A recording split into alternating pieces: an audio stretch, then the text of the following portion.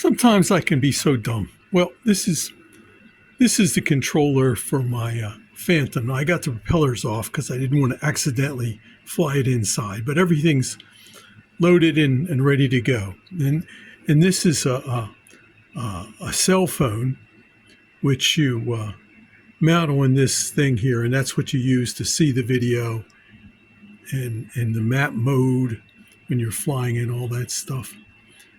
And I had a tablet, an old tablet sitting in there, and it just had horrible graphics on it. It was an older tablet because it fit in here. And I didn't realize that they have these little tabs that pull out so that you can mount a phone in there. So this is the last generation. This is, I guess, my wife's old phone, and then she got my old phone. So that's a fairly modern Android, maybe 4 years old, 3 years old. And much better picture. I'll be able to see it in sunlight. Whoopee! All this time. And then learning map mode and going through all the configurations. Oh boy. And I've been flying for 10 years and I'm just figuring this out. Duh.